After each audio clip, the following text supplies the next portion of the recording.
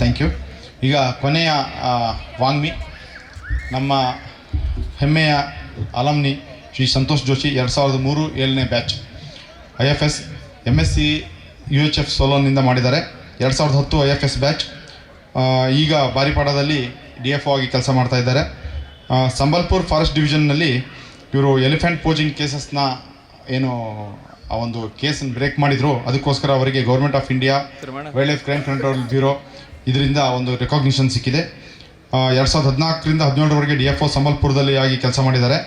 DFO ಕಿಯೋಂಝಾರ್ನಲ್ಲಿ 2017ರಿಂದ 2020ವರೆಗೆ ಕೆಲಸ ಮಾಡಿದ್ದಾರೆ. ಹಾಗೂ ಈಗ DFO ಬಾರಿಪಾಡ. ಇವರ ಇಂಟರ್ವ್ಯೂ ಮಾಡೋರಿದ್ದಾರೆ ಸುಜಿತ್ ಡೋಂಗ್ರೆ ಅವರು, special officer, centre for environmental education ಗೋವಾದಲ್ಲಿ ಬೇಸ್ ಆಗಿದ್ದಾರೆ. ಡೋಂಗ್ರೆ ಸರ್ ಅವರು ಈಗ ಸಂತೋಷ್ ಜೋಶಿ ಅವರನ್ನು ಪರಿಚಯ ಮಾಡಿಕೊಂಡು ಅವರ ಅನುಭವಗಳನ್ನು ನಮ್ಮ ಎದುರಿಗೆ ಹಂಚಿಕೊಳ್ಳಿದ್ದಾರೆ. Welcome sir. Thank you. So it's great to be here after a long good lunch in that. I was indeed waiting for this opportunity. I had to come on the way from Goa. I thought this particular interview will happen at 1:30, but unfortunately it is almost 4:30 now. That doesn't matter. We are known for all these things.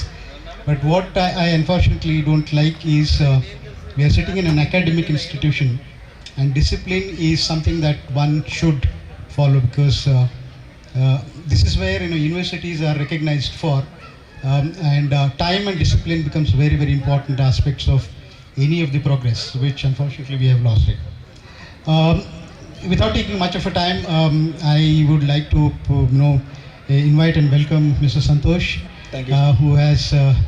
Who is our alumni. I am also an alumni, studied in College of Forestry from 1993 till 1997, and I went on to do various higher educations, and I am studying. I'm working currently in the state of Goa. Currently I am an environmental expert on Goa Tourism Board and doing a lot of things. Let the baby also join. Yeah. So before taking the question, and Mr. Santosh, I think it's great to have you here. The first question to you is, what is that made you to take forestry as a professional subject for your career development? What made you to come to the College of Forestry? Thank you, sir, and I thank the association here for giving me an opportunity to come out here and speak to the young generations. And actually, sir, with respect to your first question, frankly speaking, I come from Gadag district of Karnataka. If you see the geographical area and the forest cover in that district, it's hardly a forested area. And I was aiming for agricultural thing, but ultimately I landed up in forestry. And the day I took a journey from Dharwad to this campus, that day only I could able to see the forest. Otherwise, before that, I have never been to the forest. But landing here, the environment here in the campus, the seniors, the batchmates, and everything combined, they only contributed to make me a professional in forestry, and to take this as an IFS, as a career, and I exceeded.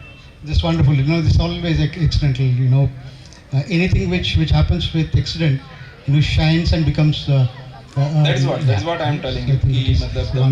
The main contribution is from this campus. Yeah. Actually, the stalwarts here, the professors, and all those, even Vasudevan sir, the Madiwala sir, and Nayak sir, and those are all contributed me in terms of educational thing. And the great contribution is from my batchmates also.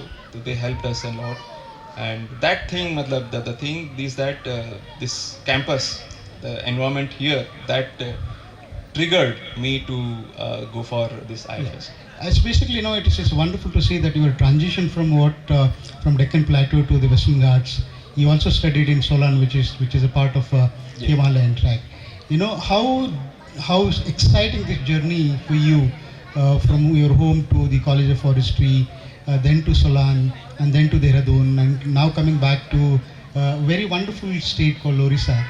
What is that, the learnings that you take from each of the places? Definitely, sir. Actually, those are this Karnataka and Himachal and Odisha is completely different geographical entities with respect to forest point of view, and even the community point of view also. Especially in Solan, I studied in tree improvement and genetic resources, and in Solan also it contributed me a lot in terms of the education point of view, and even when I landed in Dehradun for my this professional training and all, IFS professional training. There also, matlab, the thing is that the exposure matters a lot.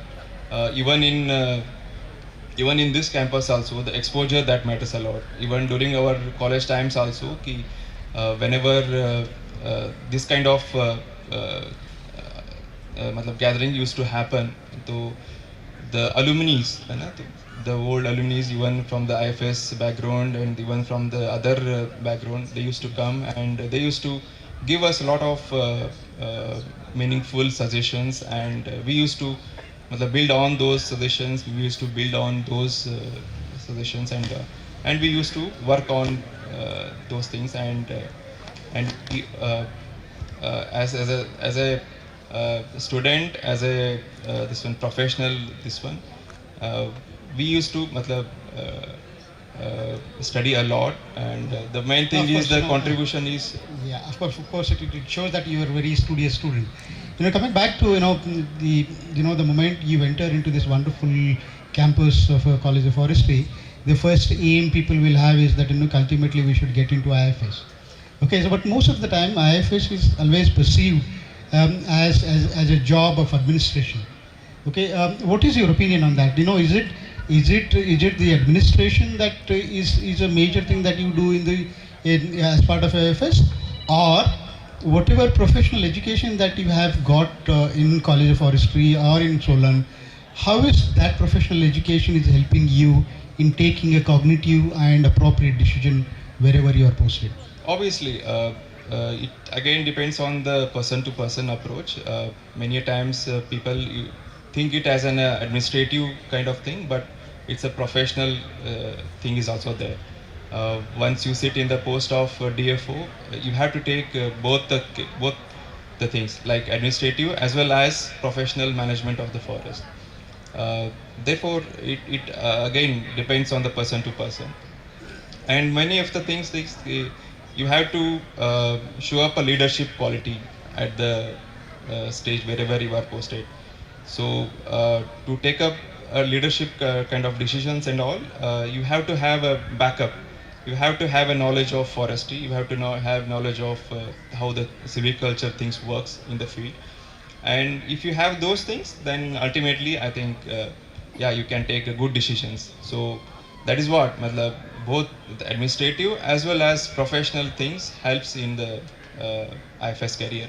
Yeah. And even in the policy making also, where once after completion of DFO-ship and all, you will be in a position to framing a policy and all, and there you will contribute as a professional. Yeah, I was actually coming to that particular thing. Now Orissa, as I said, is a beautiful state. It has a wonderful forest, it has a beautiful coastline and all. And one of the dominant community in the western, in Orissa, is tribal community. And as you know, the tribals are part of forestry question for ages actually. Yes. And their contribution towards protection and conservation of natural resources such as forest is invaluable. It is because they are there, so they have. We see forests. While taking a decision, sitting at the position of DFO, you also have to look at what is the Wildlife Protection Act talking about, because one of the aspects of Wildlife Protection Act is the moment you declare any area protected under the Wildlife Protection Act, the very first thing that you do is relocate people from very place where they are actually saying. So while doing this, considering the people's contribution towards forest conservation, and you being a forest officer, how is that People and Wildlife Protection Act working. Do you have any experience of dealing with this? Definitely, sir. Even in my previous posting and in the current posting also, I worked in the tribal-dominated districts. If you see the tribal-dominated districts across India, you will end up one or two in the Kandhamal district or the Keonjhar district or the Mayurbhanj district. So these are very tribal-dominated districts. If you see, the 24% of Odisha population is tribals. So many of our forested areas are adjoining to any tribal habitats, and many of the times there are situations even in the within the tiger habitats we have tribal communities residing there, and there a challenge comes ki which one you have to choose, either tribal development or the this wildlife development. So there we have to take very judicious decisions. If you take out these tribals from the habitations, and you have to think about their livelihoods, because their part and parcel is forest. For livelihood, for the tribals, their part and parcel is forest.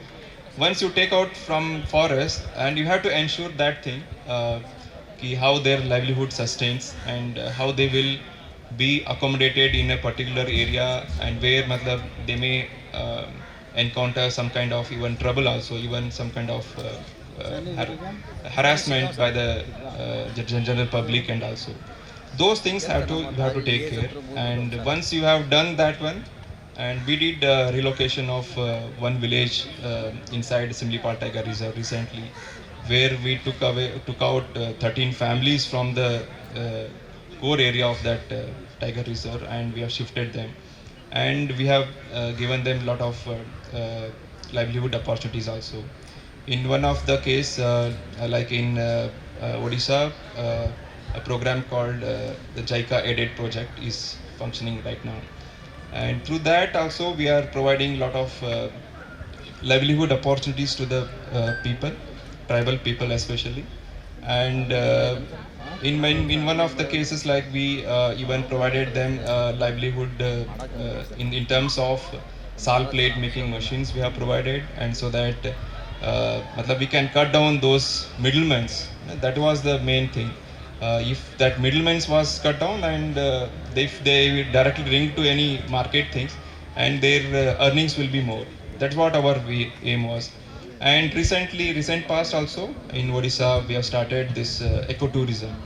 Unlike in other states, in Odisha, we have constructed ecotourism complexes, and it is owned by the tribals. It's owned by the village communities there. And whatever the profit is earned from out of that particular initiative goes back to the tribals. It goes back to the villages itself. So that means it's a wonderful cycle actually. Okay? Yes, sir. So we're basically trying to ensure that the forest dwellers are protected in order to protect the forest. Another question from my side is, the Orissa, as I said, is a wonderful state in terms of natural beauty, but it also hosts very, two major attractive animals, the elephants and the tiger. Currently, you are managing the tiger landscape there, but you also very proud of yourself saying, about a fact that, you were part of the elephant poaching case, and you have been also recognized for the efforts that you have taken in order to crack the elephant poaching. My question, however, here is, how do you actually proceed with what is the methods that you use in order to reach to the destiny while doing the investigation, whether you had to face any of the challenges in terms of pressures from the politician, from the ministries, and all these things. What is your journey? If you can just tell us about your thrill there. That was there. Actually, my first posting was in Sambalpur. Just after joining as a DFO Sambalpur, there was a poaching case, elephant poaching case. It just happened after 10 days of my joining as a DFO. And I took it very, very seriously. Otherwise, the subordinates used to say, ki, we can manage it, sir. We can just finish it off this case. We will book a case and we'll finish it off, and nothing will happen. Then I keenly observed the whatever the crime scene that happened, and we collected many of the datas there, and we have used the recent tools like CDR. That time 2013-14, the CDR and even call tapping and all those things were very new. So that time we could able to get those details, fine details of the poachers. And not only the just poachers, we used matlab, in forest department, our investigation word is not much familiar. Unlike in police department, they do a lot of investigation, going to up to the killer and up to the murderer and what was his motive and everything. But here in forest department, investigation was very much lacking, even now also. And but I took this case as a very much professionally manner. I thought of dealing it, and then we collected all those things, minute details, and even the collecting CDR, in the analyzing CDR, and even using this shortcut methods of Excel sheets and other things, we could able to trace out the next linkages. The backward linkages and forward linkages has to be established properly so as to conclude a case. Who was the buyer, who was the seller, and where was the trade happened, where was that elephant poach, and all those things has to be taken care of.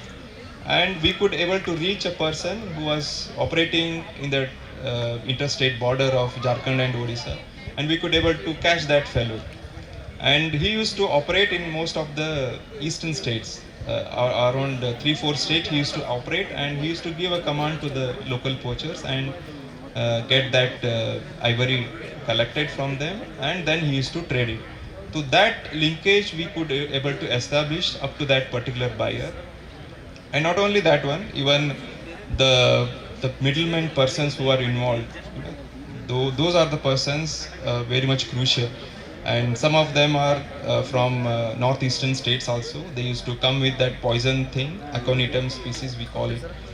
He used to come with that poison, and he used to give it to the elephant poachers, and elephant poachers used to use that one and shoot it whenever they sight an elephant, and to get the test. And those minute things we could able to crack it, and we could able to establish the link between all those minute details. And that's what we catch hold that 5 people, and we catch hold the whole gang, and thereby the organized elephant poaching was controlled and almost finished off in the Odisha. That's wonderful. And later on, nowadays you can see some sporadic, some small kind of poachers are coming out, but the organized kind of persons was completely finished off. That's great. You know, you also got Because of that, we got a recognition from WCCP.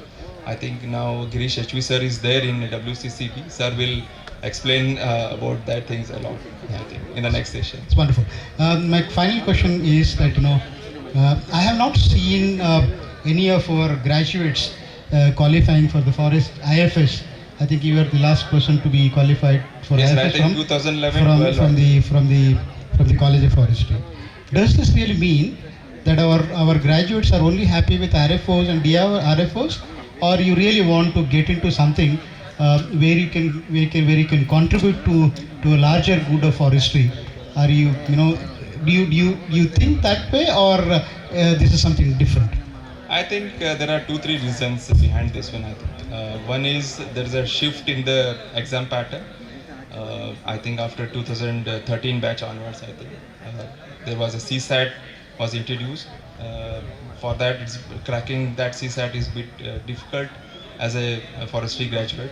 And if you see nowadays in the IFS also, many of the people coming from engineers background, even from the IIT background mostly. IT and engineering. That is the one thing. But that doesn't bar any person who is intending to do IFS journey. I think they have to work hard to crack that CSAT, and the most thing is dedication, the hard work. Hard work and dedication, there is no any substitute for these 2 words. I think all my youngsters, my appeal is they have to do a hard work and dedicated study so that they can crack this IFS. Yeah, I think all our youngsters, but I also think you should look at it. So And finally, even sir, I was just going through this my campus inside also. There is a video conference hall also we have, I think. If we can connect to the youngsters on a regular manner, like in a video conferences also, once in a month or once in 2 months or something, we can guide these youngsters also so that they could also study hard and study well, and they could also yeah, thank you very much. It's wonderful to speak to you. Yeah, yeah. So before I leave the stage, the final question to you is, do you consider forestry as a pure science, or you also believe that social sciences are also very much important, that they should also be part of our graduate courses? Because management is not just pure science, Yes, but it is more of a dealing with people. How do you actually see that? Yeah, definitely, sir. Actually, I'm also experiencing the same thing where I'm presently posted. Just management of forest that doesn't give you a benefits unless you have social studies inputs. Also, you have to taken care of whenever your forestry decisions has to be taken. So I think social study is also a great thing. It has to be combined with the forestry. I think we could come out with a better combination. Thank you. Thank you. So, any questions that audience have? Or we are excited? Are we excited to go and play at on the ground? I'm okay with that also. Yeah. So there's one question.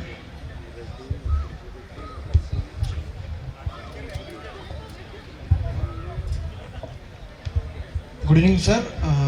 You explained regarding one of the successful rehabilitation in the tribal area. Can you explain how do you convince them to rehabilitate, and how was that experience? Can you explain? Actually, there were 13 families. They were left out inside a core area, and we could able to convince them कि मतलब there was a money package also was there. 15 lakh was the package, and after that also they will be entitled to have a house and with a 10 decimals of land, and later on also matlab that hand holding support, those things also been provided from the forest department side. That was the thing we have convinced them, and it doesn't mean ki matlab only because of these 3-4 things whatever I told, for that they convinced, but we have to show them a kind of success story, and we have taken to them to a particular rehabilitated colony, and we have shown them ki just see how they are now residing, their education point of view also, the connectivity point of view also, and they are improving a lot the community that we have successfully translocated. And once we shown them the success story, they automatically agreed for this package, and they come out.